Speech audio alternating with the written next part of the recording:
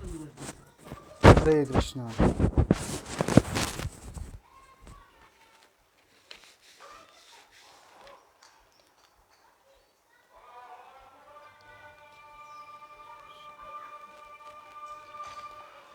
जय राधा माधव, जय कुंज बिहारी,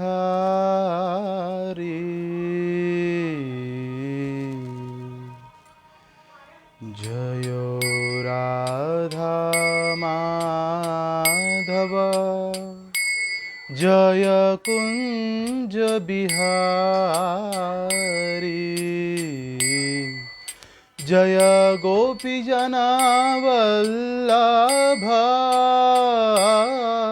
जय गिरिवरधारी,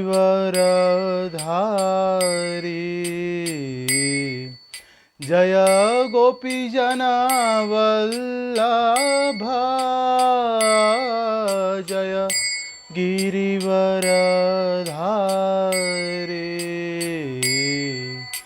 जय यशोदा नंदना, जय व्रज जनरंजना, जय यशोदा नंदना, जय व्रज जनरंजना, जय यमुना तीरवनाचारी, जय कुंज बिहारी, जय यमुना तीरवनाचारी, जय कुंज बिहारी, जय राधा माधव, जय कुंज बिहारी, जय राधा माधव, जय कुंज बिहारी।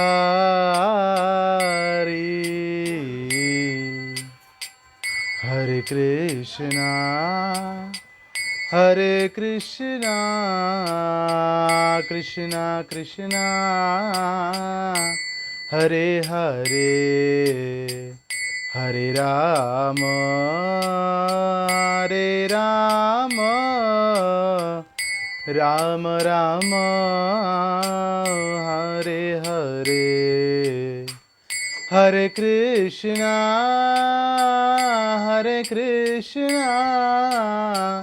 कृष्णा कृष्णा हरे हरे, हरे राम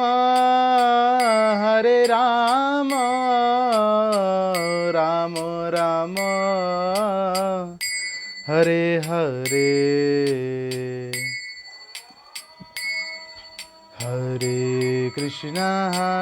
कृष्णा कृष्णा कृष्णा हरे हरे, हरे राम राम राम हरे हरे, हरे कृष्णा कृष्णा कृष्णा हरे हरे, हरे राम राम राम हरे हरे, हरे कृष्णा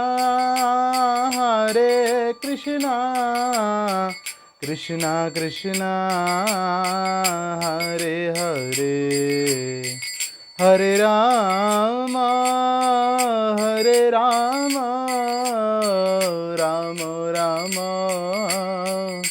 हरे हरे।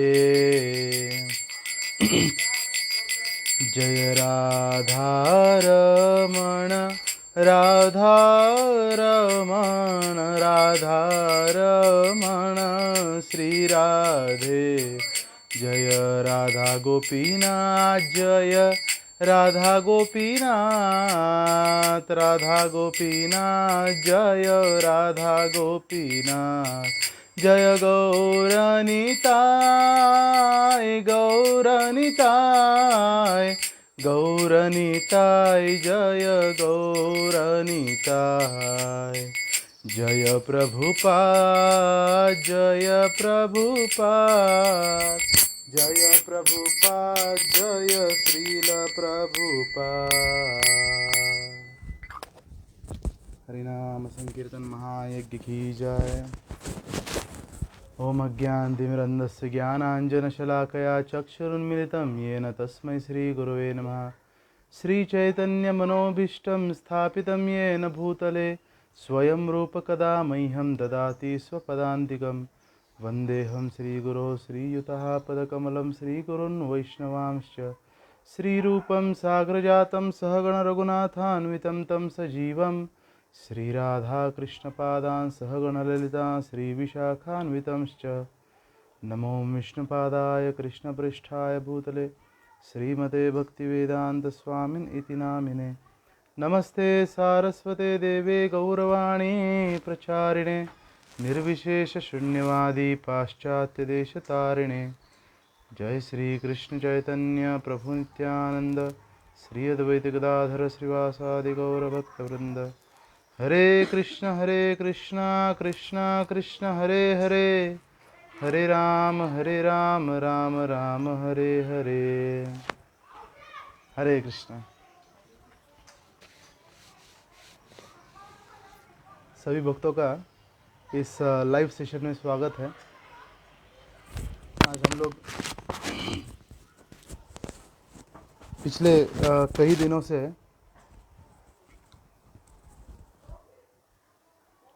ये कोरोना जो बीमारी है इसका बहुत ही बड़ा तांडव चल रहा है। बहुत सारे मेरे निकटतम जो मित्र थे और मित्रों के जो मेरे दोस्तों के सगे संबंधी भी थे मेरे, तो काफ़ी लोग इस संसार को छोड़ के चले गए। इसलिए मतलब शौक पर शौक और धक्का पर धक्का लग रहा था। इसलिए बहुत दिनों से मैं सोच रहा था कि, और बीच में हमारी जो माता है वो भी हॉस्पिटल में बीमार थी और वो भी मतलब वेंटिलेटर पर चली गई थी। तो काफ़ी सारे भक्तों के प्रार्थनाओं में और भगवान श्री श्री गौर निताय और श्री श्री राधा रमन जी की कृपा से वो फिर से मतलब इससे बाहर निकल आई इस स्थिति से।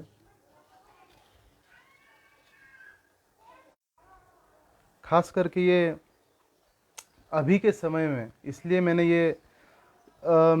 ये बस सोच ही रहा था कि क्या इस स्थिति में व्यक्ति को क्या करना चाहिए।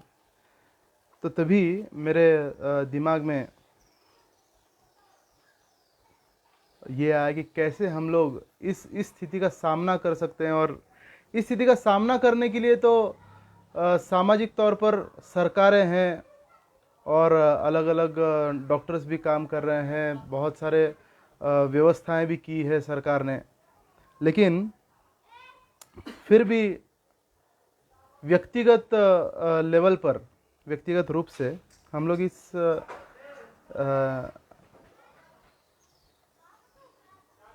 स्थिति का कैसे सामना कर सकते हैं, इसके ऊपर एक मुझे जोक कुछ दिनों पहले मेरे व्हाट्सएप पर आया था।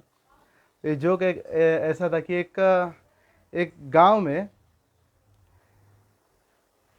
एक संत आए और संत आके वहाँ पर प्रवचन करने लगे। एक पेड़ के नीचे बैठ के पूरा गांव वहाँ पर बैठा था।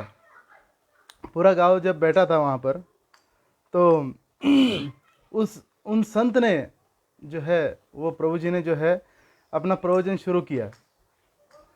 लेकिन इस गांव में जितने भी लोग हैं सब एक ना एक दिन मरने वाले हैं। और ये सुनते ही पूरा जो गांव है वो पूरा गांव रोना शुरू कर दिया। मतलब जितने भी लोग बैठे थे सब रो रहे हैं, अरे हम लोग मरने वाले हैं, हमारा मृत्यु होने वाला है। लेकिन एक व्यक्ति जो था उसमें से वो हंस रहा था, बहुत बहुत खुश हो रहा था वो, और इधर उधर देख के हंस रहा था। तो वो जो प्रभु जी थे उन्होंने पूछा कि क्या रे भैया तुम क्यों हंस रहे हो? तो उसने बहुत मुस्कुरा के एकदम चौड़ा स्माइल देके बोला बोला कि महाराज मैं इस गांव से हूं ही नहीं। आपने बोला था इस गांव के सभी लोग मरने वाले हैं, लेकिन मैं इस गांव से हूं ही नहीं। तो आज की स्थिति ऐसी हो गई है कि हर कोई व्यक्ति मृत्यु के मुख में जा रहा है, लेकिन किसी को ऐसा नहीं लग रहा है कि मैं मरने वाला हूं। महाभारत में यक्ष ने युधिष्ठिर महाराज को अलग अलग सवाल पूछे थे। उनमें से एक सवाल यह था कि इस दुनिया का सबसे बड़ा आश्चर्य क्या है? तो महाराज परीक्षित ने यह नहीं कहा कि ग्रेट वॉल ऑफ चाइना या फिर ताजमहल या फिर उस समय जो भी है इंद्रप्रस्थ वगैरह जो भी था, वो नहीं बोला उन्होंने। उन्होंने एक बहुत सुंदर श्लोक दोहराया, बोले अहनि अहनि भूतानि गच्छन्ति यमालया शेषस्थावरैच्छन्ति किम आश्चर्यम अतः परम। अहनि अहनि भूतानि, जैसे जैसे समय पार होता जा रहा है हर एक जीव हर एक भूत गच्छन्ति यमालया, यमालय की तरफ मौत की तरफ आगे बढ़ रहा है। लेकिन सबसे बड़ा आश्चर्य क्या है? शेष स्थावर इच्छन्ति, कि मैं हर कोई उनमें से यही सोच रहा है कि नहीं मैं तो यहीं पर रुकूंगा, मैं तो यहीं पर रहूंगा। इससे बड़ा आश्चर्य क्या हो सकता है? हर कोई व्यक्ति देख रहा है कि अरे परदादा जी चले गए, दादाजी चले गए, पापा भी चले गए, चाचा भी चले गए, सब मेरा भाई भी चला गया, मेरा दोस्त भी चला गया। लेकिन हर एक व्यक्ति ऐसा, कोई भी ये नहीं सोच रहा है कि अरे मेरा भी नंबर एक दिन आने वाला है। श्रीमद् भागवतम में इसका एक बहुत सुंदर उदाहरण है कि जैसे एक स्लॉटर हाउस में, एक कत्तल खाने में जैसे बहुत सारी बकरियां लाइन से लगी रहती है, लाइन से लगी रहती है, और हर एक बकरी जो है वो बकरी जो है वो कटने वाली है। वो देख रही कि अरे मेरी जो दोस्त है वो मेरी दोस्त भी मेरा जो दोस्त है वो भी कट गया, खाट। उसका भी दोस्त कट गया, खाट। तीसरा नंबर वाला भी कट गया, खाट। लेकिन इनमें से किसी को ऐसा नहीं लगता है कि अरे मेरा भी नंबर आने वाला है, एक 10 नंबर बाद मेरा भी नंबर है। और एक कट गया, अब 9 नंबर बाकी है, और एक कट गया, अब 8 नंबर बाकी है। मैं 8वां हूं, मैं भी कटने वाला हूं। क्यों उसको ऐसा नहीं लगता है कि मैं यहां से छूटूं?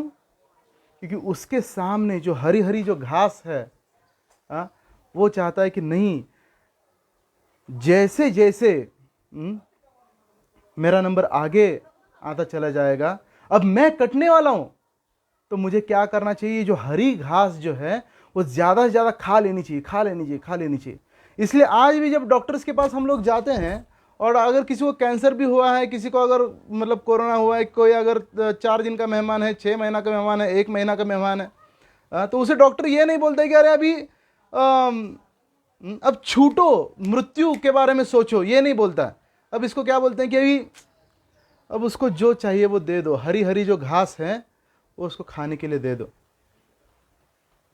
हरी घास खाने के लिए दे दो, अब जो उसको चाहिए वो दे दो। ज्यादा मरने के बारे में सोचो मत, है ना। लेकिन ऐसे व्यक्ति को ये किसके समान है? हर किसी का नंबर आ रहा है, हर किसी का नंबर आ रहा है, हर बकरा कट रहा है, और हम भी लाइन में हैं। तो हमें एक बुद्धिमान व्यक्ति को सोचना चाहिए कि अरे इसके बाद क्या, इससे हम कैसे छूटें, और इस मतलब ये जो दुख है वो मुझे क्यों आ रहा है, ये कैसे रुकेगा, इसके बारे में बुद्धिमान व्यक्ति सोचता है। ना कि आजकल जो है ऑस्ट्रिच, हर व्यक्ति आ रहा है कि अरे नहीं आप कोरोना से बच सकते हैं, आप मृत्यु से बच सकते हैं। आप कब तक ये टालते रहेंगे?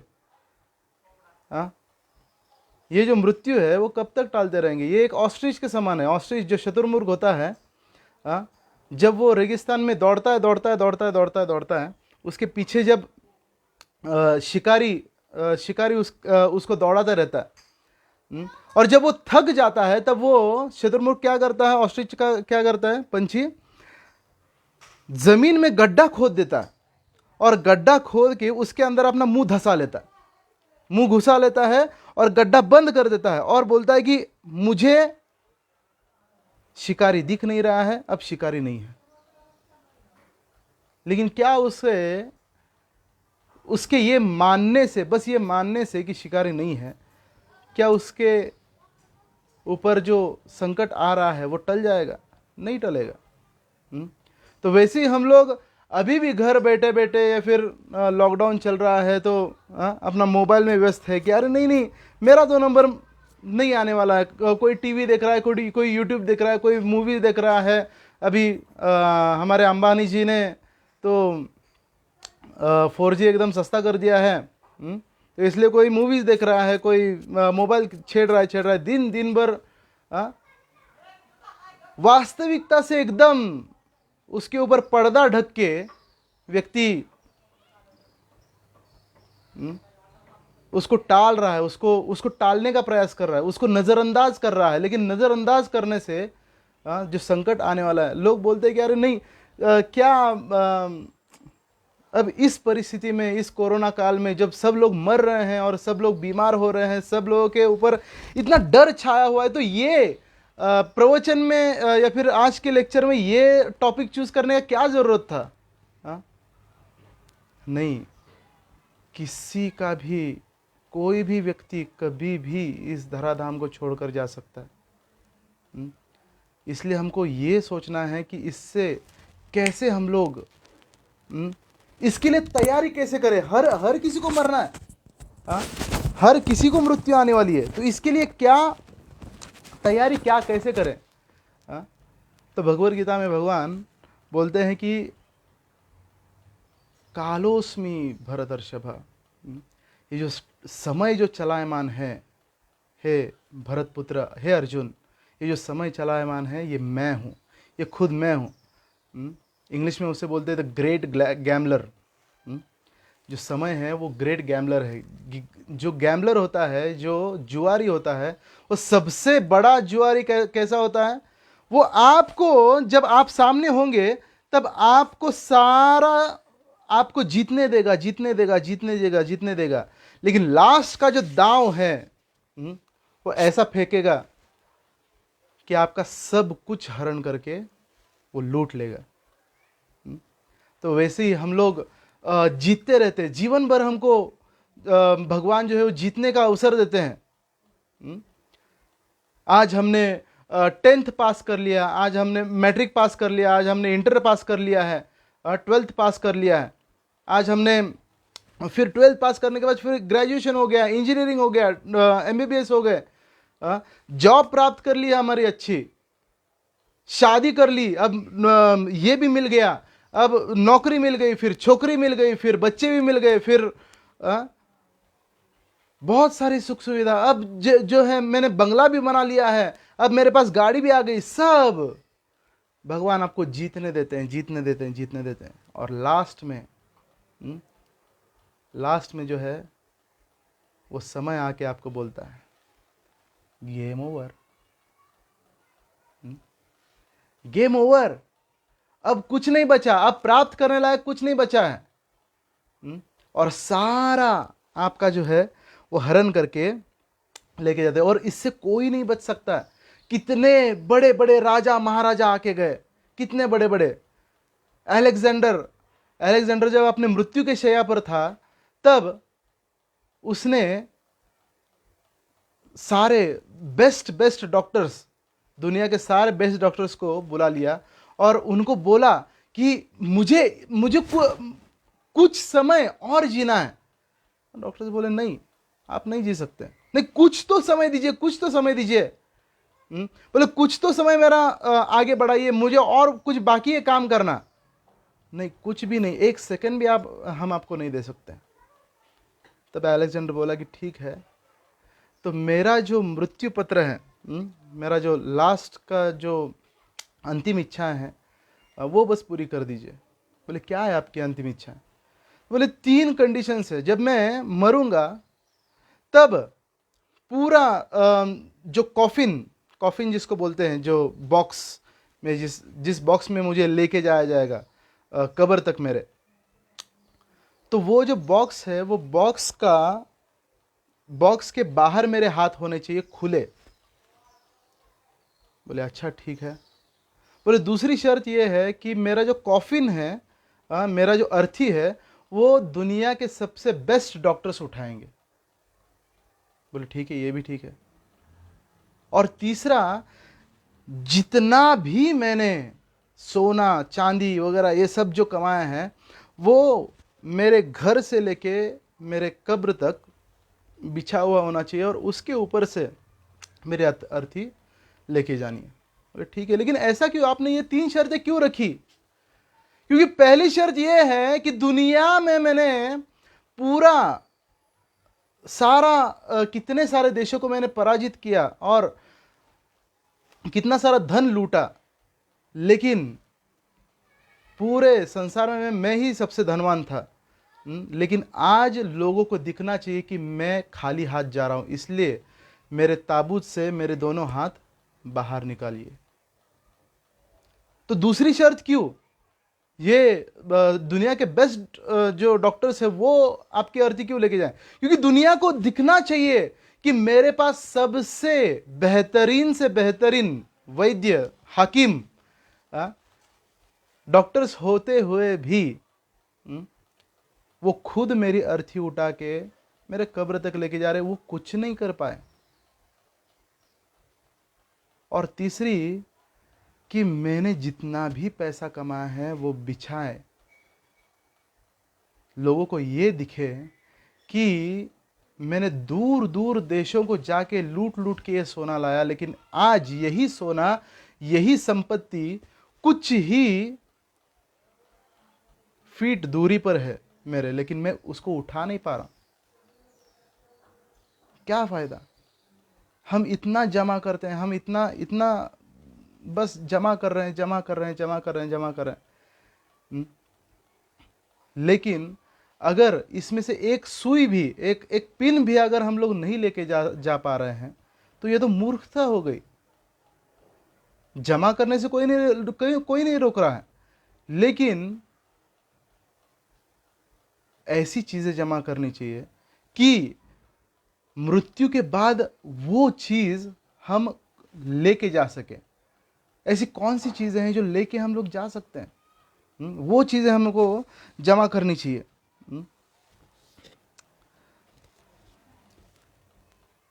तो देखिए, और एक उदाहरण है। एक बार एक तोता था। एक तोता था, तो उसे जो है, उसका मृत्यु नज़दीक आ गया था और उसे जो है वो यमदूत दिखने लगे।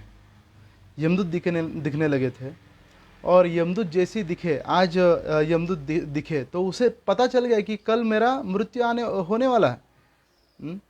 कल मेरा मृत्यु होने वाला है। तो उसने उसी रात बहुत गरुड़ जी से बहुत प्रार्थना की, गरुड़ जी हम मुझे बचाइए बचाइए बचाइए। और गरुड़ जी वहां पर आ गए, और गरुड़ वहां पर आ गए। बोले तोते, अरे तुम इतना क्यों परेशान क्यों हो? बोले कल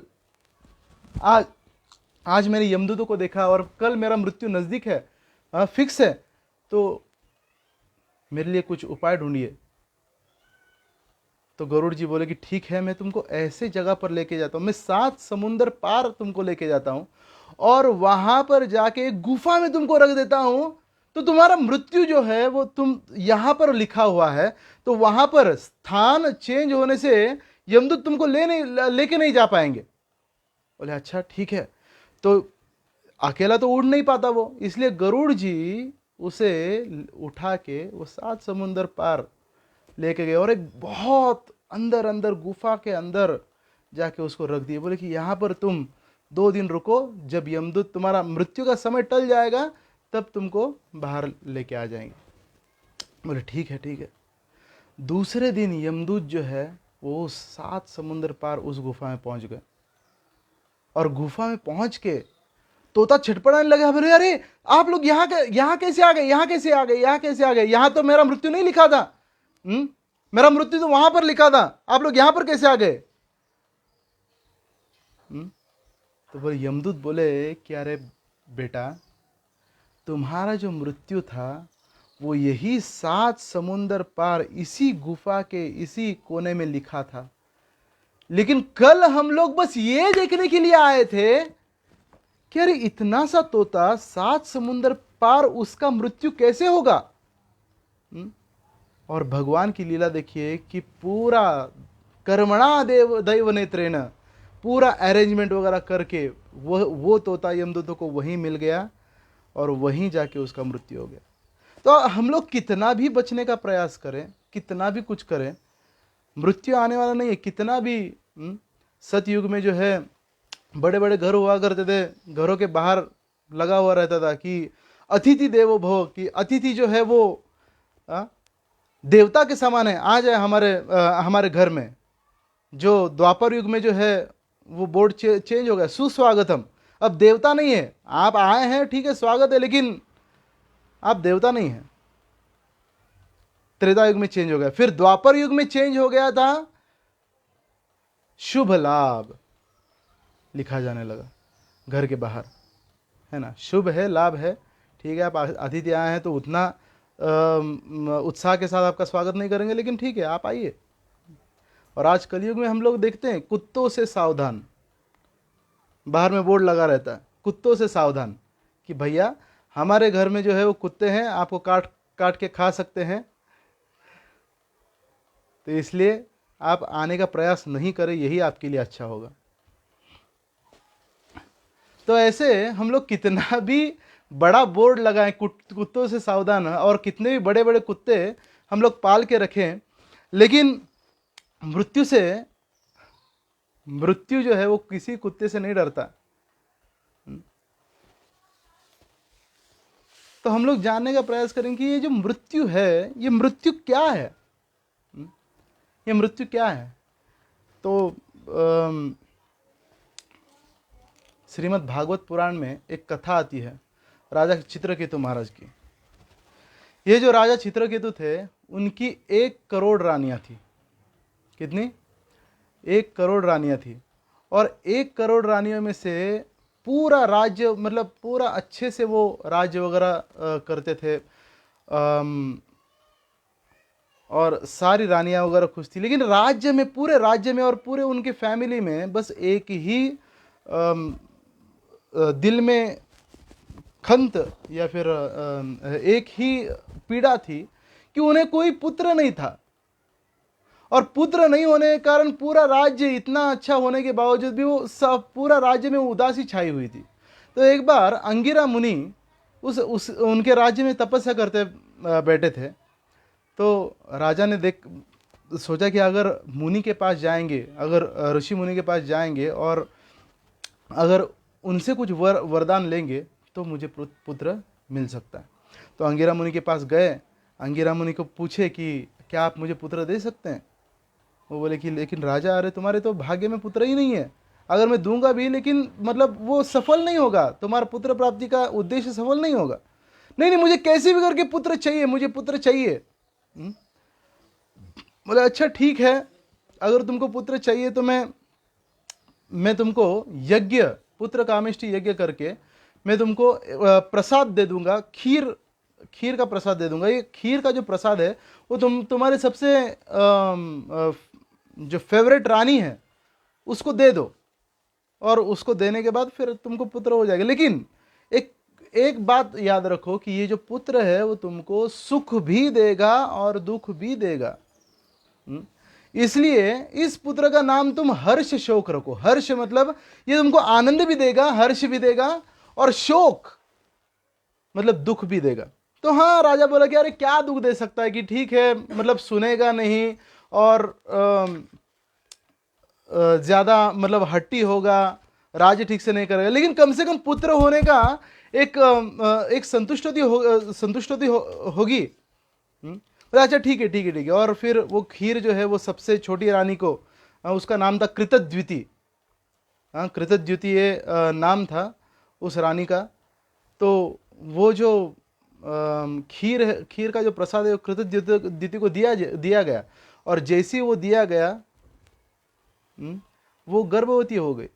गर्भवती होने के बाद अब राजा जो है वो बाकी सारे 9,09,999 रानियों को छोड़कर इसी के पास ज़्यादा समय बिताने लगा, इसी के पास ज़्यादा समय बिताने लगा। अब 9,999 रानियां बोलने लगी कि अरे ये तो हमारी तरफ ध्यान ही नहीं देते हैं, है ना। लोग बोलते हैं कि अरे कृष्ण जो है, तुम्हारे कृष्ण ने तो 16,108 रानियां रखी थी। नहीं, ये राजा ने तो एक करोड़ रानियां रखी थी। लेकिन कृष्ण के पास ये प्रॉब्लम नहीं था कि कोई जो रानी है उनका कंप्लेंट कर रही है अपने पिताजी से, माता से वगैरह कंप्लेंट करे कि ये मेरी तरफ ध्यान ही नहीं देते। नहीं, हर एक रानी उनसे संतुष्ट थी। तो अगर कोई प्रॉब्लम ये नहीं है कि कृष्ण ने इतनी सारी रानियां क्यों की, प्रॉब्लम ये नहीं कि हमारी एक भी क्यों नहीं है। प्रॉब्लम लोगों का ये होता है कि मेरी एक भी गर्लफ्रेंड क्यों नहीं है। कृष्ण ने इतनी सारी रख ली, है ना। तो सारी रानियां मिलके इससे ईर्ष्या करने लगी, और जैसे ही इसको पुत्र हो गया, पुत्र होने के बाद तो अब राजा जो है वो थोड़ा भी ध्यान बाकी रानियों की तरफ नहीं दे रहा था। बहुत छोटा शिशु था, उसका नाम रखा गया हर्षशोक। बहुत हर्ष दे दिया, बहुत हर्ष दे दिया राजा को उस छोटे शिशु ने।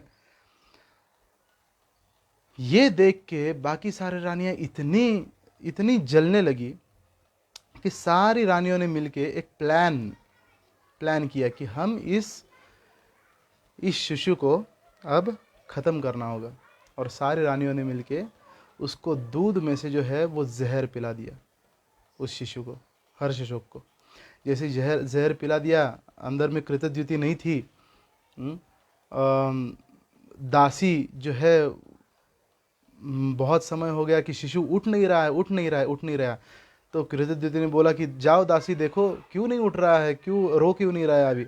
दासी ने जाके देखा, बहुत विलाप करने लगी कि अरे हाँ ये क्या हो गया। कृतज्ञति दौड़ के आ गई, सारी रानियां दौड़ के आ गई, राजा चित्रकेतु दौड़ के आ गए। अरे ये क्या हो गया, किसने ऐसा किया, और मेरा जो पुत्र है वो मुझसे किसने छीन लिया। हे विधाता, अपने भगवान को दोष देने लगे, जैसे आज भी लोग भगवान को दोष दे रहे हैं। हमको भी जब मेरी माँ जब बीमार थी, तब हॉस्पिटल के बाहर में ही मुझे 2-3 लोगों ने पूछा कि अरे महाराज आप भी हॉस्पिटल के चक्कर काट रहे हैं, आपकी इसमें कुछ ये नहीं है कि जादू टोना वगैरह नहीं है क्या। तो मैंने उनको बोला कि हाँ, तुम लोग के पाप के जो फल है वो आज महाराज लोग को भी भोगने पड़ रहे हैं, साधु संत लोग को भी भोगने पड़ रहे हैं। जब लोग काट के खा रहे थे, जब मांस मछली वगैरह ये सब खा रहे थे, किसने अधिकार दिया। ईशोपनिषद में क्लियर बताया गया है कि ये ईशावास्यमिदं सर्वम यत् किंचित जगत्याम जगत तेन त्यक्तेन भुंजिता मां घृतम कर। जो आपके अधिकार में है उसके ऊपर ही आपका अधिकार है, वो ही आप ग्रहण कर सकते हैं। लेकिन आप अगर जबरदस्ती अगर ये सब हथियाने का प्रयास कर रहे हैं, तो कहीं ना कहीं आपको जो नेचर है वो रिटर्न में फटके लगाएगा। तो पूरा विधाता को गाली देने लगे, आजकल जैसे लोग दे रहे हैं। लोग बोलते हैं कि अरे बाबा, हम लोग को पूछते हैं कि बाबा अरे कहाँ ये कोरोना कहाँ से आ गया, कब खत्म होगा, ये क्यों, आज कहाँ गया आपका भगवान, ये कब खत्म होने वाला है कोरोना। तो हम लोग उत्तर देते हैं उनको, जब मांस मछली वगैरह ये सब खा रहे थे तब बाबा लोग से पूछा क्या कि ये खाएं कि नहीं खाएं। अब जब सब लोग मर रहे हैं, घर वाले जिन्होंने जो बकरा मुर्गी तोड़ तोड़ के उनके जान कुछ भी रहम नहीं करके, थोड़ा भी रहम न करके वो खाया था चबा के। तो उस समय पूछा था कि बाबा ये हम खाएं कि नहीं खाएं, ये खाने लायक चीज़ है कि नहीं। तो अब क्यों पूछ रहे हैं, जब घर वाले मर रहे हैं तब। जो बकरे लोग का मतलब तुम्हारे घर वालों का जान है, और वो बकरा और मुर्गी का जो जान है वो कोई कोई चीज़ नहीं है, कोई मायने नहीं रखता आपके लिए। तो ये हमने कर्म किए हैं, अब हमको भोगने हैं। ठीक है। तो राजा चित्रकेतु महाराज जो है बहुत विलाप कर रहे थे, पूरा राज्य विलाप कर रहा था। तो अंगिरा मुनि और नारद मुनि जो है वो आकाश मार्ग से जा रहे थे, और राजा के विलाप देख के अंगिरा मुनि समझ गए, बोले कि अरे चलो राजा का हालचाल पूछते हैं। दोनों नीचे आ गए, और दोनों नीचे आते ही राजा एकदम आशा की नजरों से, अरे अंगिरा मुनि आप आ गए, देखिए मेरे बच्चे को क्या हो गया, आप ऐसा देखिए देखिए देखिए क्या हो गया, इसको जिंदा कीजिए, उसको कुछ कीजिए। अंगिरा मुनि बोले कि अरे मैंने तो पहले ही बताया था राजा तुमको कि ये जो है वो तुमको हर्ष भी देगा और शोक भी देगा। तो आज तुम इतना विलाप क्यों कर रहे हो?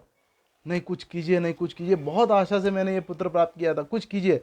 तो नारद मुनि उसके सर से हाथ घुमाते हैं, और वो जो बच्चा जा रहा था, जो आत्मा जो जा रहा था वो फिर से वापस उस बच्चे में आ गया, और छोटा सा जो शिशु है वो बात करने लगा।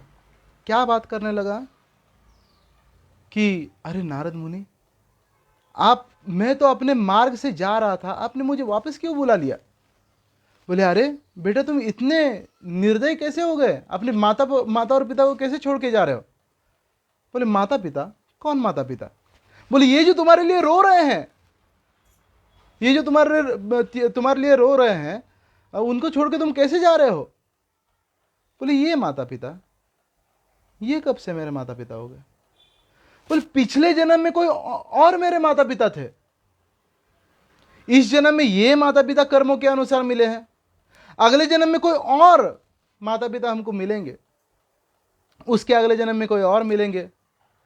इन चारों पांचों माता पिताओं में से मेरे असली माता पिता कौन है, और किसके लिए मैं शोक करूं, और किसके लिए मैं यहां पर रुकूं?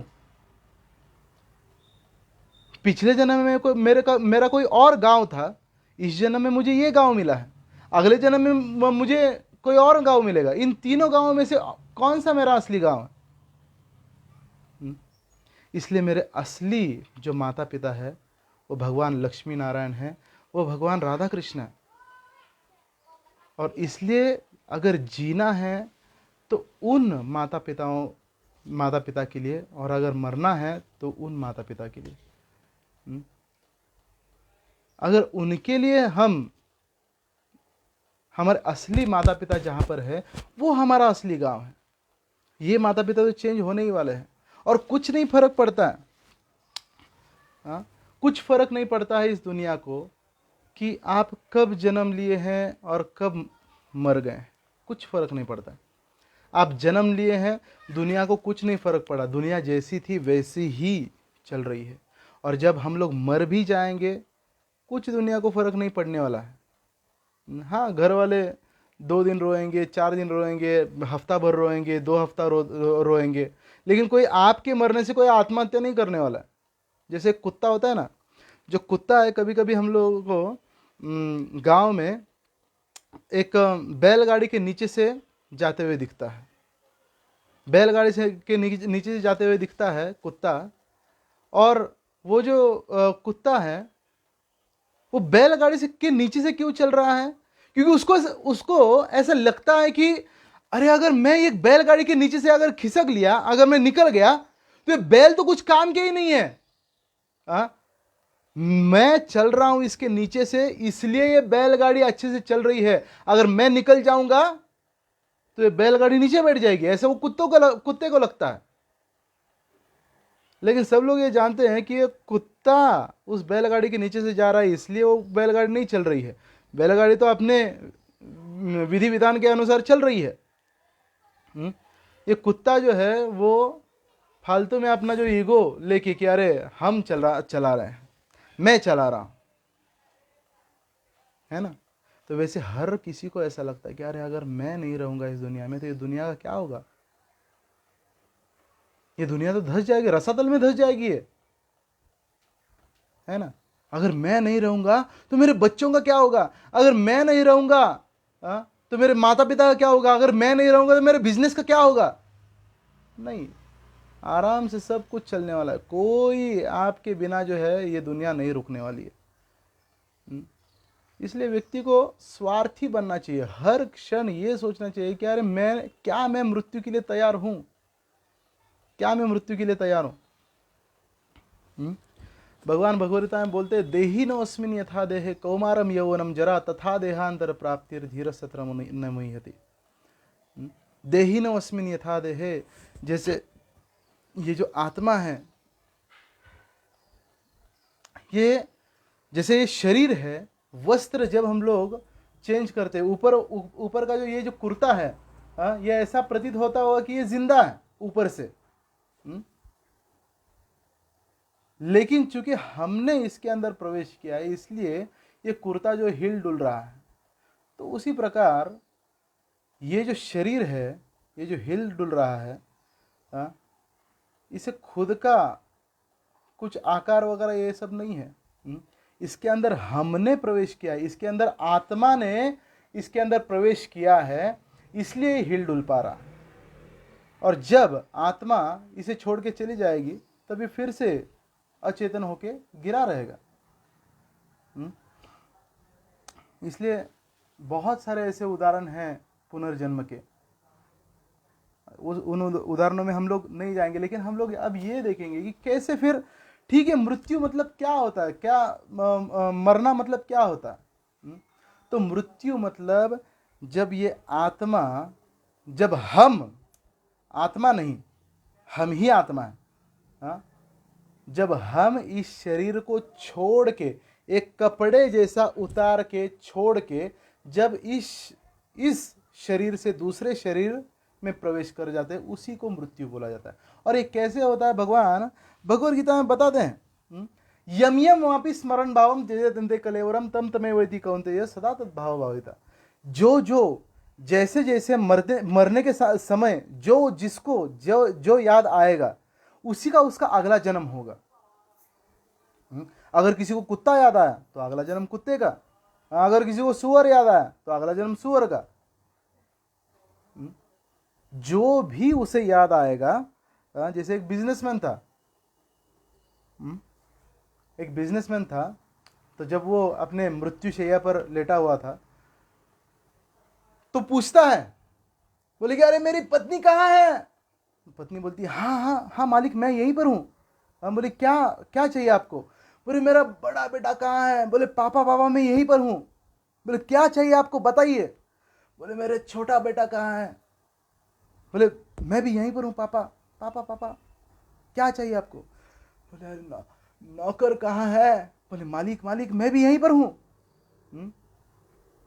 बोले मेरा कुत्ता कहाँ है? बोले कुत्ता, बोलते वाह वाह वाह मैं भी यही हूँ। कुत्ता ही बोल रहा है। और अंत में वो पूछता है कि अरे मूर्खों, सब अगर यहीं पर है तो दुकान में कौन है? मर गया। सब अगर यहीं पर है तो दुकान में कौन है? तो और अगला जन्म उसका उसी दुकान में हुआ, लेकिन मनुष्य जैसा तो कर्म उसने किया नहीं था, तो उसी दुकान में कॉकरोच बन के जन्म लिया। तो ये जो है, ये हमको समझना होगा कि कैसे अंत काले च मामेव स्मरण मुक्त करें। लेकिन भगवान बोलते हैं कैसे मृत्यु कैसे होती है। गरुड़ पुराण में वर्णन है कि 40,000 बिच्छू जब एक साथ काटे तब जितना दर्द होगा वो मृत्यु के समय एक बार होता है। और सत्य बात है, आज की स्थिति देख के कुछ दिनों पहले से ही हॉस्पिटल्स में वगैरह हमारे बहुत सारे भक्त डॉक्टर हैं, वो बताते हैं कि प्रभु जी जैसे शास्त्रों में मृत्यु वर्णन किया गया है एकदम वैसे कि वैसा हो रहा है। लोग जो है मृत्यु के समय जब यमदूतों को देखते ही, अरे ये अब मैं इस शरीर से निकलने वाला हूं, मेरा प्राण निकलने वाला है मेरा जो प्राण है वो निकलने वाला है, तो खींच के उसे पूरे दोनों की दोनों आंखें बाहर निकल आती है। नाक से जो गंदगी बाहर निकल आती है, और गर गर गर गर आवाज निकलता है। ये शास्त्रों में वर्णन हुआ है कि कैसे मृत्यु होती है लोगों की, जब देखते हैं लोग कि अरे यमदूत मेरे सामने है। बहुत सारे लोगों को लोगों को यमदूतों का दर्शन होता है सामने। और पिछले कुछ दिनों से हम लोग ये भी देख रहे हैं, जो जितने भी अशुभ अशुभ जो चिन्ह हैं वो वातावरण में नजर आ रहे हैं। कुत्ते भौंक रहे हैं बिना कारण के। कुत्ते जब बिना कारण के कुत्ते भौंकते हैं तो शास्त्र में वर्णन है कि उनको या तो यमदूत दिखाई देते हैं, या तो जो भूत है, भूत पिशाच वगैरह यहाँ से वहाँ जाते हुए दिखाई देते हैं। तो बहुत सारे कुत्ते भौंक रहे हैं, कौवे काव काव काव काव कर रहे हैं। तो इन सबको इतने सारे यमदूत एक साथ दिखाई दे रहे हैं, इतने सारे यमदूत एक साथ शायद दिखाई दे रहे हैं, इसलिए ये सब काव काव वगैरह ये सब कर रहे हैं। जो बिना किसी ऋतु की, बिना किसी मौसम की बरसात वगैरह हो रही है, अचानक बादल छा रहे हैं, तो ये सब अच्छे संकेत नहीं है। ये बहुत सारा मृत्यु तांडव अभी चल भी रहा है और अभी आगे भी होगा। और कितने कौन कौन इसमें जाएगा, कौन कौन निकटतम हमारे लोग इसमें जाएंगे, ये हमें कुछ पता नहीं है। इसलिए जो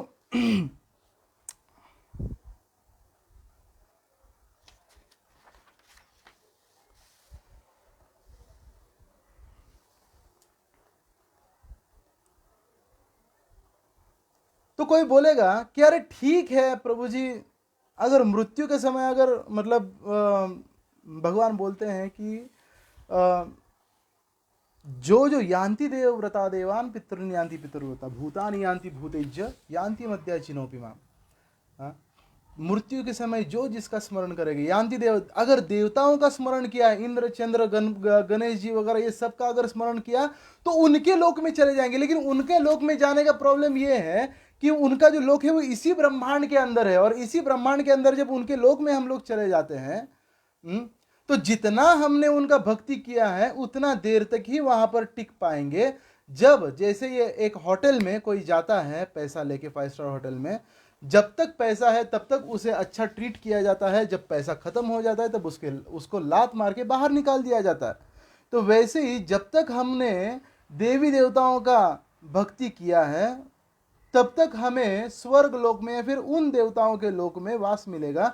जब हमारे भक्ति का फल खत्म होगा तब वापस क्षीणे पुण्य जब क्षीण होता है, मर्त्यलोकम विशंति, वापस इस मर्त्यलोक में आना पड़ता है। ऐसे भगवद गीता में ये क्लियर बताया गया है।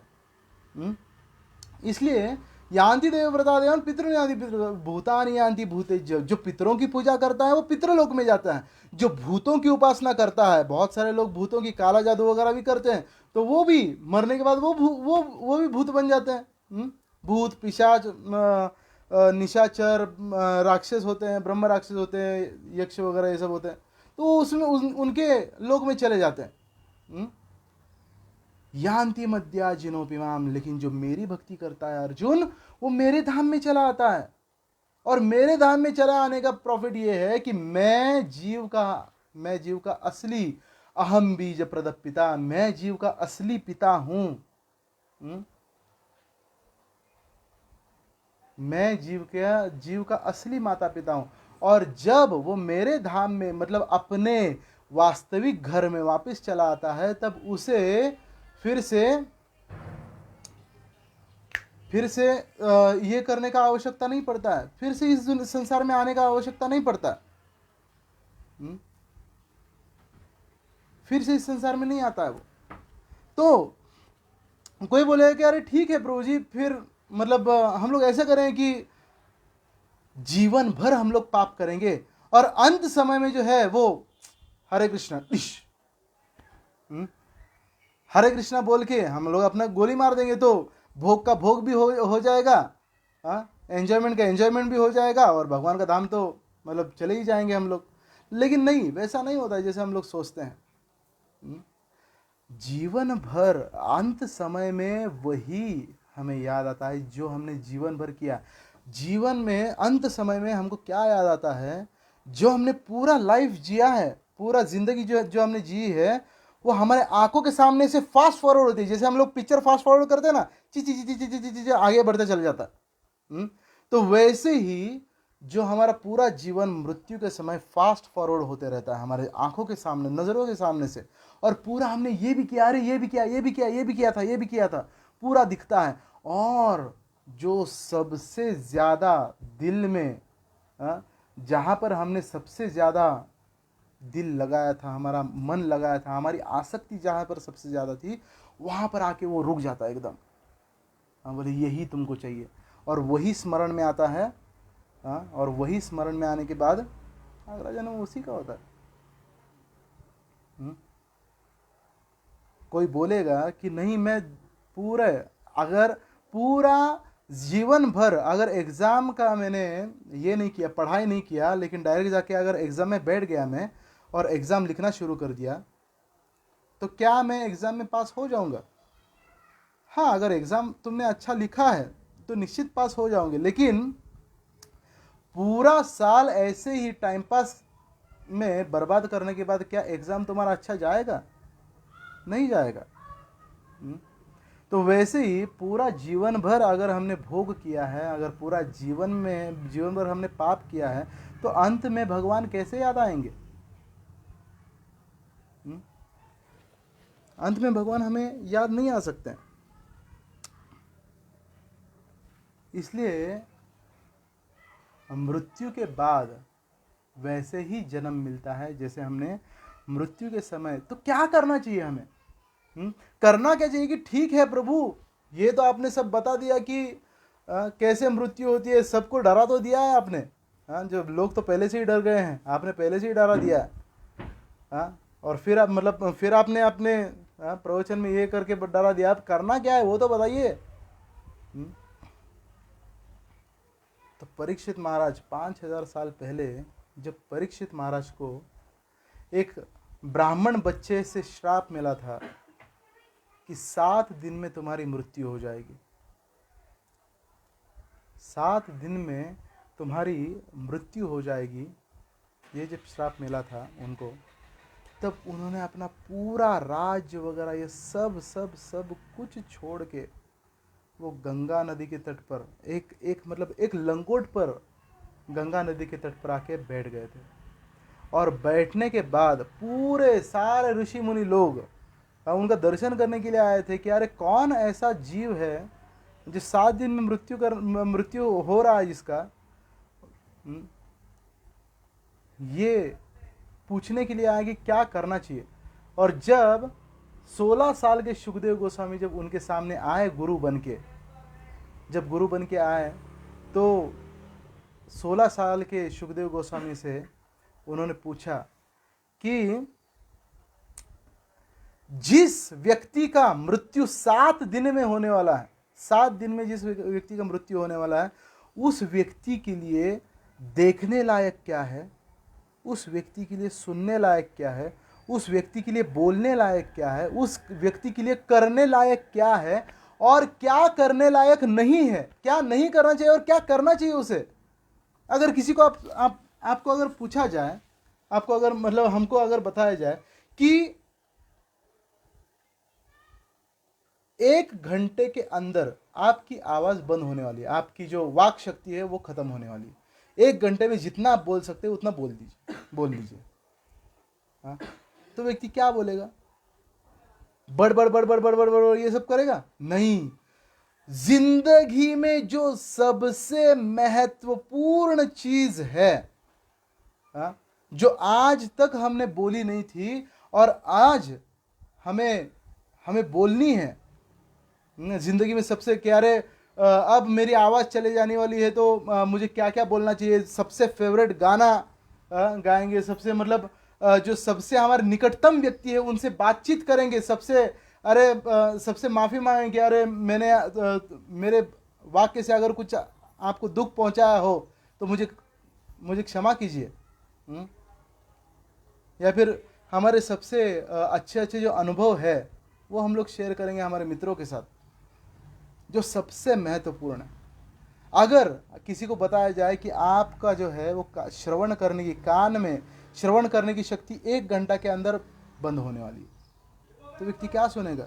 जो सबसे दुनिया में सबसे महत्वपूर्ण है, इस 1 घंटा में मुझे सुनना है, ताकि वो मैं जीवन भर याद रख सकूं। तो हमारे अगर पांचों इंद्रियां अगर बंद होने वाले हैं, हमारे अगर कुछ ही, किसी के अगर 7 दिन में मृत्यु होने वाली है, मतलब सारे के सारे इंद्रियां बंद पड़ने वाले उसके, तो उसके लिए एकमात्र यही सवाल सबसे महत्वपूर्ण है कि मुझे क्या सुनना चाहिए, क्या देखना चाहिए, क्या सूंघना चाहिए, क्या बोलना चाहिए, क्या करना चाहिए और क्या नहीं करना चाहिए। ये सबसे महत्वपूर्ण सवाल है, क्योंकि अभी 7 दिन में मैं मरने वाला हूं। अभी इधर उधर का सारा कुछ चीज जो है वो आज डॉक्टर्स बोलते कि अरे जितना उसको अभी खाना पीना है, अब 7 दिन में अगर कोई मरने वाला है तो जितना जितना खाना पीना है उसको खिला दो, जितना उसको जो भी चाहिए उसको दे दो। लेकिन कोई डॉक्टर ये नहीं बोलते कि अरे अभी मृत्यु की तैयारी करो उसका। डॉक्टर्स ने ये बोलना चाहिए कि अभी मृत्यु की तैयारी कीजिए, अब मरने के बाद जो जीवन है उसके लिए तैयारी कीजिए। कोई डॉक्टर ये नहीं बोलता। तो इसलिए ये परीक्षित महाराज का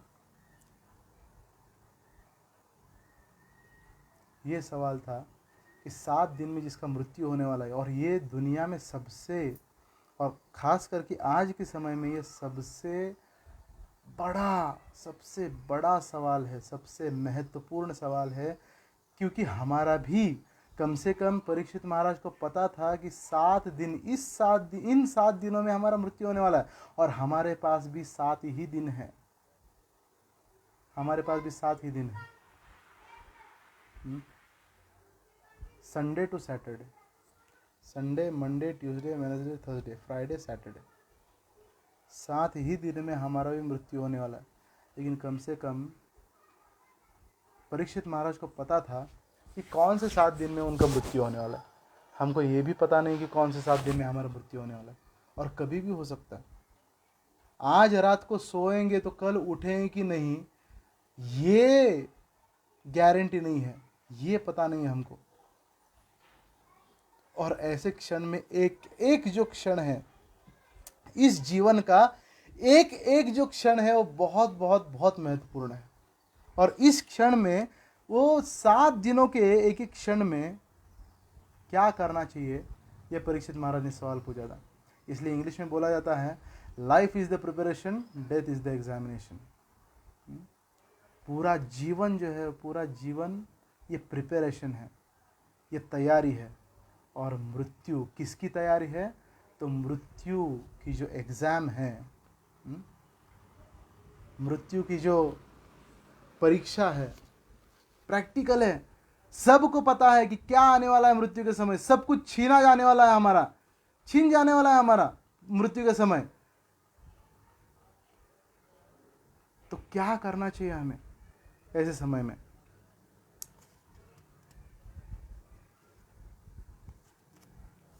तो एक बार शायद हमारा ये जो सेशन है वो कल भी जारी रहेगा। एक सेशन में हम लोग ये अब पूरा मृत्यु की तैयारी कैसे करनी है, ये अगर हमको जानना है तो एक घंटे में हम लोग नहीं जान सकते। इसलिए शायद हमको ऐसा लग रहा है कि कल का भी एक सेशन हमें ये करना पड़ेगा, रखना पड़ेगा। तो लास्ट के जो 2 कहानियाँ हैं वो हम लोग ये करके हम लोग देखें कि क्या मतलब परीक्षित महाराज के इस सवाल का जवाब क्या होगा।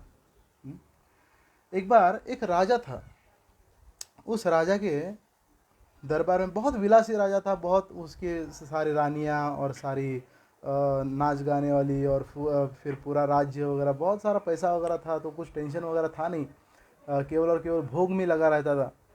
तो उसके राज्य में एक सन्यासी आया एक दिन। सन्यासी आने के बाद जब सन्यासी आया तो राजा ने बोला कि अरे अब ये एक अलग पकाने लगेगा, अब मेरा जो भोग का समय है, मेरा जो एंजॉय मैं जो कर रहा हूँ, इसका जो समय है ये खा लेगा। तो बोले कि महाराज देखिए, आप जो भी सुनाने वाला है ना, वो हमको पूरा याद है, हमको पूरा हमें पूरा पता है। बोले क्या ये भोग में क्या है, भगवान का भक्ति करो वगैरह, ये सब आप सुन, हमको कुछ नहीं सुनना है, हमको ये सब नहीं सुनना है हमको।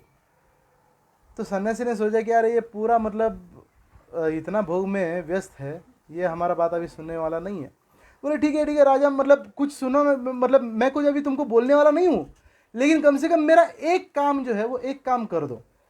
बोला अच्छा हाँ, क्या चाहिए आपको बोलिए, क्या चाहिए बोलिए, आपको इधर में मतलब सब दिया जाएगा, लेकिन हमको कुछ उपदेश वगैरह मत दिए। बोले ठीक है। बोले दुनिया पूरे तुम्हारे राज्य में जो सबसे बड़ा मूर्ख है उसको खोज के निकालो।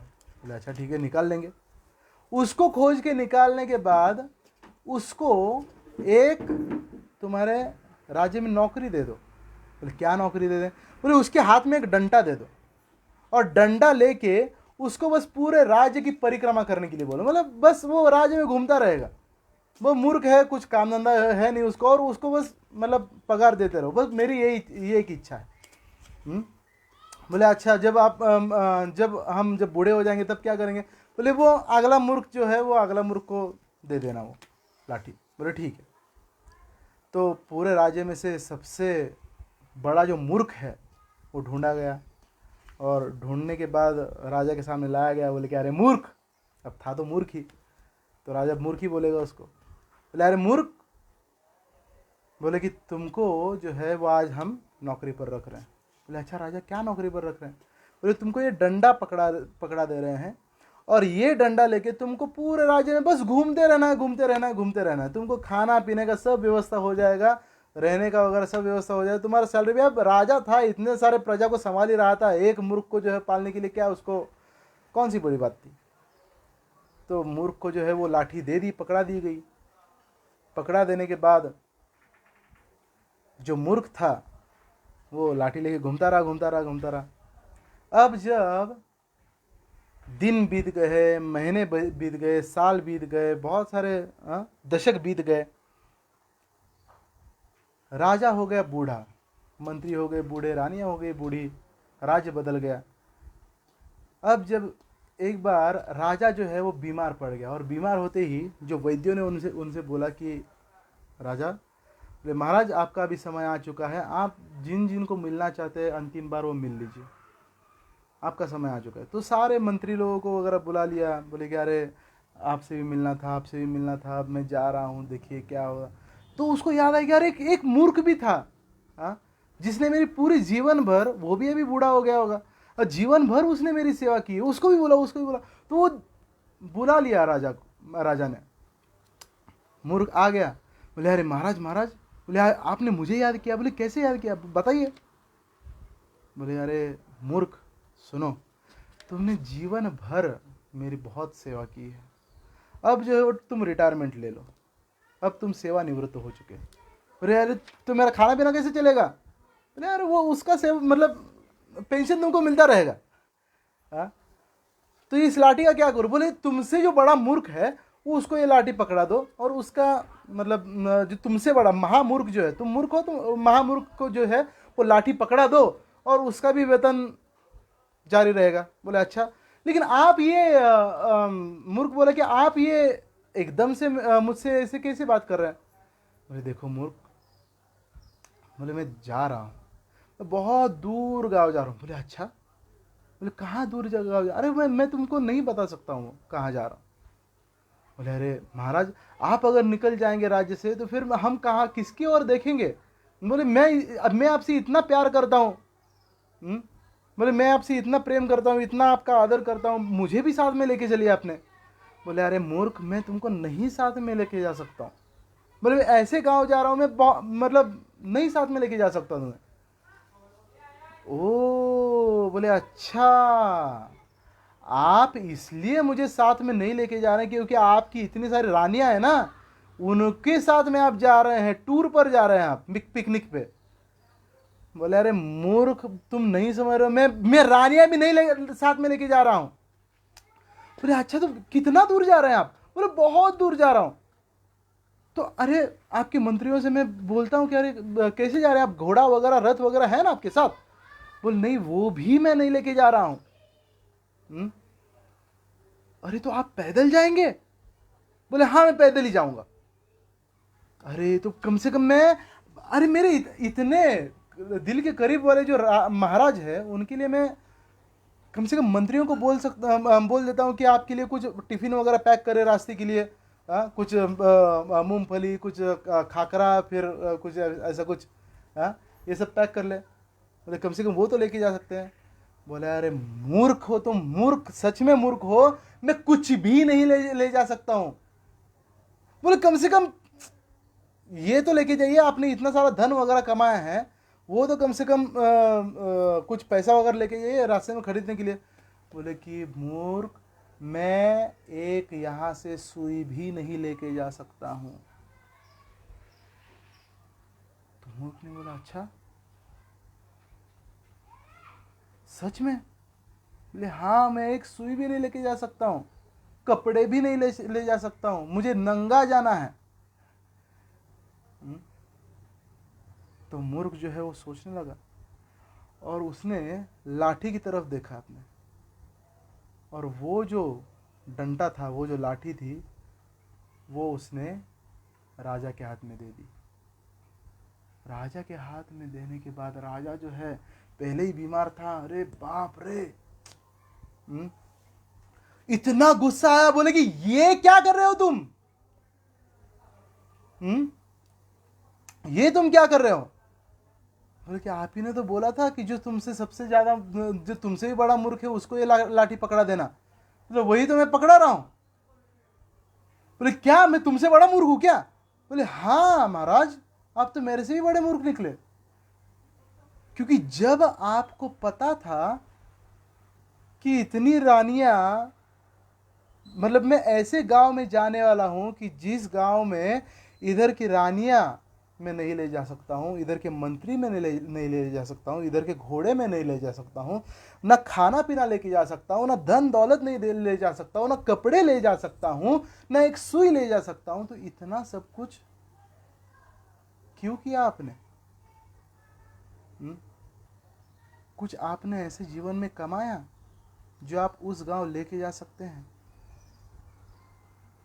तब राजा को समझ में आए, बाप रे, ये तो कोई साधारण व्यक्ति नहीं दिख रहा है मुझे,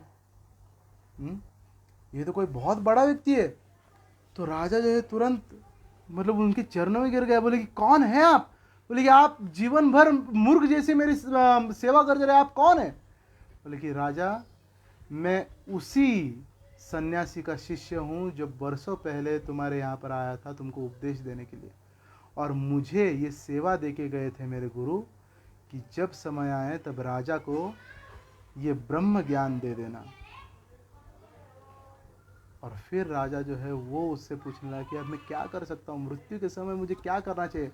और तब राजा को जो है वो ये सन्यासी का जो शिष्य है वो श्रीमद् भागवत पुराण भगवान कृष्ण के बारे में बताने लगा, समझाने लगा, और कैसी भक्ति करनी चाहिए लास्ट में उनको उसको बताया। और कीर्तन करते करते जो है राजा ने शरीर छोड़ दिया। तो हम भी इससे सीख सकते हैं कि ये जो पूरा लाइफ है ये प्रिपरेशन है, और जो डेथ है वो एक एग्जामिनेशन है। और एक कहानी है, एक बार एक बहुत बड़ा एक बिजनेसमैन था, उसके दुकान में एक व्यक्ति काम करता था, एक लेबर काम करता था। बहुत सालों बाद उसने काम करने के बाद बिजनेसमैन ने बोला कि अरे मुझे मुझे एक बहुत बड़ी बीमारी हो गई है और इसके कारण मैं अपना शरीर छोड़ने वाला हूँ। ये पूरा जो है, पूरा जितना भी बिजनेस है, जितना भी पैसा धन दौलत है, मेरा अगला कोई वारिस नहीं है, मैं तुमको दे रहा। बोले अच्छा ठीक है। तो वो जो लेबर था, वो जो एम्प्लॉय था, उसने पूरा जो धन वगैरह ये सब ले लिया और वो बोला कि अब अब मेरे मालिक ही चले गए हैं, इस पूरे गांव में मेरा कोई भी नहीं है। तो उसने एक नाव में वो सारा धन, सारा जितना भी सोना वगैरह था उस नाव में हाँ, भर दिया। और नाव लेके दूसरे गांव जा ही रहा था, तब तक समुद्र में बहुत बड़ा तूफान आ गया। और तूफान आते आते आते आते आते उसकी नाव जो टूटकर बिखर गई। वो तैरते तैरते एक टापू पर जा पहुंचा। जा पहुंचने के बाद वहाँ पर जैसे ही वो पहुंचा, वहाँ पर उसको ढोल नगाड़े वगैरह इनकी आवाज़ सुनाई दी। और सारे जो एक आदिवासियों का जो कबीला है, उन कबीलों में से कुछ जो लोग थे वो ढोल नगाड़े बजाते हुए इसके पास आए। और इसके पास आने के बाद बोले कि हमारे नए राजा की जय हो, हमारे नए राजा की जय हो, हमारे नए राजा की जय हो। बोले ये क्या मामला है भाई? बोले ये एकदम से नया नया चीज़ कहाँ से आ गया, नया राजा नया राजा। तो उसको लेके जो है पालकी में बैठा के मतलब ज़बरदस्ती हमारे नया राजा के, अरे रुको रुको भाई, रुको रुको रुको। कोई सुन ही नहीं रहा था उसके बाद। तो जाके जो है वो राजा के आसन पर उसको ज़बरदस्ती बैठा दिया और उसको उसके सर पर एक मुकुट भी रख दिया। बोले आप हमारे नए राजा है, आप हमारे नए राजा है। लेकिन ये जो बहुत ज़िंदगी और मेहनत किया था तो इसको मुफ्त में खाने की आदत नहीं थी, बहुत बुद्धिमान था। तो उसने 2-3 दिन होने के बाद बहुत उसका आदर सत्कार होगा, राजा के जैसा किया जा रहा था। तो उसने मंत्री को साइड में ले लिया। बोले कि अरे मंत्री जी एक बात बताइए। बोले हम तो यहाँ पर नए नए आए हैं, ये क्या चल रहा है, नया राजा भी घोषित कर दिया हमको। बोले अरे हाँ महाराज, देखिए क्या है, यहाँ का एक उसूल है, जो भी यहाँ पर इस टापू पर आता है उसको 1 साल तक जो है उसको राजा बना दिया जाता है। और 1 साल तक राजा बनाने के बाद 1 साल के बाद उसे यहाँ से दूर एक बहुत बड़ा रेगिस्तान है, वहाँ पर ना पानी है, ना खेती है, ना कुछ वहाँ पर उगता है। वहाँ पर उसको फेंक दिया जाता है मरने के लिए। वहाँ से वो बाहर नहीं आ सकता है, वहाँ से वो कुछ नहीं कर सकता। अरे बाप रे, बोले ये इतना बड़ा भेद तो हम नहीं जान पाए थे। तो बोला कि ठीक है। अब जो है वो राजा जितना 4 दिन हो गया, 1 महीना हो गया, 2 महीना हो गया, लेकिन लोग देख रहे थे कि ये राजा शांत नहीं बैठ रहा है। हर राजा के जैसे ये शांत नहीं बैठा है, मतलब आराम से एंजॉय नहीं कर रहा है। ये कुछ ना कुछ मंत्रणा करते रहता है, कहीं पर जाता है आता है, कुछ ना कुछ करते रहता है ये। 2 महीने बीत गए, 6 महीने बीत गए, 8 महीने बीत गए, 1 साल जैसी होने का 1 साल पूरा हो गया। और सभी लोग मतलब बोलने लगे कि ये आज तक ये जो है सबसे अच्छा राजा हमको यही मिला था, लेकिन आज हमारे रीति रिवाज के अनुसार इसको वहीं पर फेंक दिया जाने वाला है। अब ये जो राजा है, राजा को सब कुछ छोड़ने के लिए, मतलब आराम से छोड़ने के लिए सब लोग उसके पीछे पीछे जाने लगे। हाँ, और राजा जो है जैसे उस मतलब सब लोग उस रेगिस्तान में पहुंच गए, वहां पर उनको रेगिस्तान मिला ही नहीं। वहां पर मिला एक बहुत शानदार महल, उसको उन लोगों को मिला, जहां पर बहुत बड़ी बड़ी बड़े बड़े घर थे। जगह जगह पर कुएं थे, नदी बनाई गई थी और पूरा एक राज्य बसा हुआ था। बोले कि अरे ये कैसे हो गया, इस रेगिस्तान में ये किसने किया? तो वो राजा बोला कि 1 साल तक मैं घास नहीं काट रहा था। 1 साल तक मैंने पूरा परिश्रम करके यहाँ पर एक नया राज्य बसाया था, जिसके लिए उस 1 साल के बाद जहाँ पर मैं जाने वाला उसके लिए मैं तैयारी कर रहा था। और वहाँ पर जाके वो जो पूरा राज्य है, वो वहाँ पर जाके नया राज्य वो चलाने लगा। तो ये उस 1 साल के राजा की कहानी नहीं, ये हमारी कहानी है। हमको भी एक राज्य मिला है, और ये राज्य क्या है? इस शरीर का राज्य। इन आँखों के ऊपर हमको राज्य करने के लिए मिला है, इन कानों के ऊपर हमको राज्य करने के लिए मिला है, इस मुंह के ऊपर हमको राज्य करने के लिए मिला है, दोनों हाथों के ऊपर हमको राज्य करने के लिए मिला है। पूरा हम लोग राज्य कर रहे हैं, लेकिन कुछ सालों के लिए, कुछ सालों के लिए हम लोग राज्य कर रहे हैं। और ये अगर हम लोग आनंद से केवल राज्य भोगते रहेंगे, लेकिन कुछ सालों के बाद जहाँ पर हम लोग जाने वाले हैं, वहाँ पर अगर वहाँ की अगर तैयारी नहीं करेंगे तो हम लोग मूर्ख ठहरेंगे। वो हम लोग मूर्ख ठहरेंगे। तो हमें ज़्यादा से ज़्यादा इस राज्य को भोगना नहीं है, केवल इसमें एंजॉय नहीं करना है। चाणक्य पंडित बोलते हैं कि जिसको इस राज्य में हमेशा एंजॉय करना है, एंजॉय करना है, एंजॉय करना है, उसे मृत्यु के बारे में कभी नहीं सोचना चाहिए, क्योंकि वो एंजॉय नहीं कर पाएगा। लेकिन जिसको अगले दुनिया के बारे में तैयारी करनी है, अगले दुनिया के लिए जो जिसको तैयारी करनी है, उसको हमेशा मृत्यु के लिए सोचना है और उसके लिए उससे तैयारी करना चाहिए, चाणक्य पंडित बोलते हैं। इसलिए महाराज परीक्षित ने यही, देखिए कुछ दिनों पहले, कुछ हफ्तों पहले एक वीडियो वायरल हो गया था। एक मुस्लिम लड़की का एक वीडियो वायरल हुआ था जो आत्महत्या कर, अहमदाबाद की कोई लड़की थी, आयशा आरिफ खान। वो उसमें बोलती हैं कि मैं जो हूँ, मैं इस नदी में समा जाना चाहती हूँ। पता नहीं, परिवार अच्छा मिला, दोस्त अच्छे मिले, नौकरी अच्छी मिली, लेकिन पता नहीं कहाँ पर ये क्या कमी रह गई, है ना, क्या कमी रह गई। तो उसे, हर कोई मर रहा है, लेकिन कोई भी व्यक्ति, तुकाराम महाराज हमारे बोलते हैं, शेवटचा दिस गोड व्हावा, मराठी में बोलते हैं एक उनके दोहे में, अभंग में, शेवटचा दिस गोड व्हावा। कैसा दिन होना चाहिए, लास्ट का दिन कैसे होना चाहिए, मीठा होना चाहिए, पछतावा नहीं होना चाहिए कि अरे मेरा कुछ रह गया इस संसार में। व्यक्ति को, विवेकानंद जी बोलते हैं कि संसार में सबसे अमीर कौन है, जिसके पास बहुत सारी चीजें हैं, जिसके पास सब कुछ है, वो अमीर नहीं है। जिसे अब किसी चीज की जरूरत नहीं है, जो सेटिस्फाइड है, जो आत्मसंतुष्ट है, वो इस संसार में अमीर है। और ये आत्मसंतुष्टि प्राप्त करने के लिए परीक्षित महाराज सवाल पूछ रहे हैं कि क्या करना चाहिए मृत्यु के समय, जिसका मृत्यु 7 दिन में होने वाला है, जीवन भर जो संतुष्टि प्राप्त नहीं हुई उसको वो 7 दिन में कैसे प्राप्त हो, इसके लिए उसे क्या सुनना चाहिए, क्या देखना चाहिए, क्या खाना चाहिए, क्या पीना चाहिए, क्या करना चाहिए।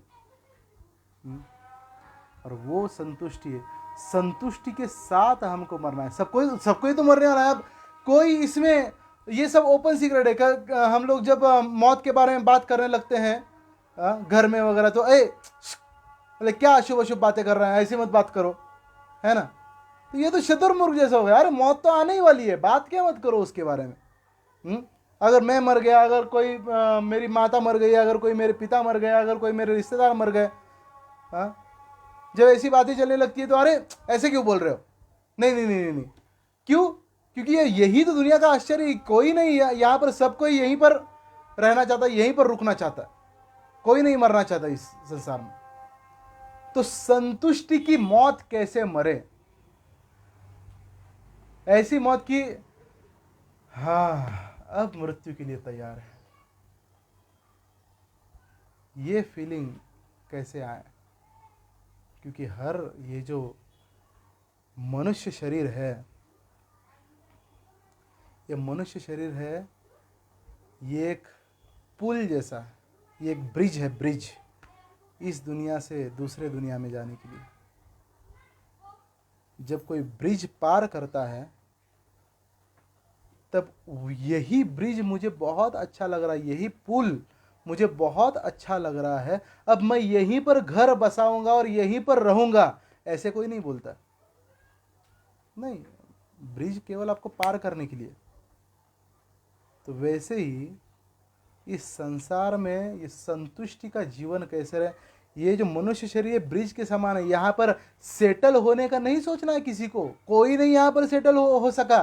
कितना भी बड़ा बड़ा दिग्गज आ गया, कितना बड़ा बड़ा महान महात्मा लोग आ गए, लेकिन यहाँ पर सेटल कोई नहीं हो सका है। तो यहाँ पर सेटल होने के बारे में सोचना भी नहीं है किसी को। यहाँ पर सब लोग टूरिस्ट है, टूरिस्ट। एक साधु के कुटिया में एक टूरिस्ट आ गया। उस साधु के कुटिया में उसने देखा कि यार यहाँ पर फर्नीचर वगैरह कुछ भी नहीं है। तो बोले कि बाबा आप फर्नीचर वगैरह नहीं रखते हैं क्या, आप मतलब आपकी खटिया वगैरह ये सब कहाँ पर हैं? तो साधु ने उसको रिटर्न सवाल पूछा, बोले तुम्हारी कहाँ पर है ये सब, तुम्हारा फर्नीचर कहाँ पर है? बोले मैं अपना फर्नीचर लेके थोड़े ना घूमूंगा, मैं तो टूरिस्ट हूँ, मैं तो घूमने के लिए आया हूँ, यहाँ से तुरंत मुझे निकल जाना है, मैं लेके थोड़े ना घूमूंगा। बोले सेम हियर, बोले वही हार मेरा है। हम लोग यहाँ पर टूरिस्ट हैं, यहाँ पर सेटल होने के लिए नहीं आए हैं। इसलिए जल्दी से जल्दी यहाँ से अपना काम ख़त्म करो। जीसस क्राइस्ट यही बोले, ये दुनिया एक टॉयलेट के समान है। जितना बार इसको साफ़ करोगे उतना बार ये गंदी होने वाली है। अपना काम करो और निकल जाओ इस दुनिया से। ज़्यादा मत सोचो, इधर में सेटल होने के बारे में मत सोचो, जल्दी से जल्दी इधर से निकल जाओ, ठीक है। तो कैसे संतुष्टि की मौत कैसे मरे, आज दुनिया में चर्चा है कि कैसे हम लोग आशावान बन के जिए, लेकिन हम लोग कल देखने वाले हैं कि कैसे आशावान रह के जीना नहीं है, तो संतुष्ट होकर कैसे मरना है, ये हम लोग कल इसी समय देखेंगे। तब तक के लिए हरे कृष्णा। अगर किसी को कोई सवाल है तो कमेंट बॉक्स में डाल सकता है, हम लोग उसके कल जवाब दे देंगे। हरे कृष्णा।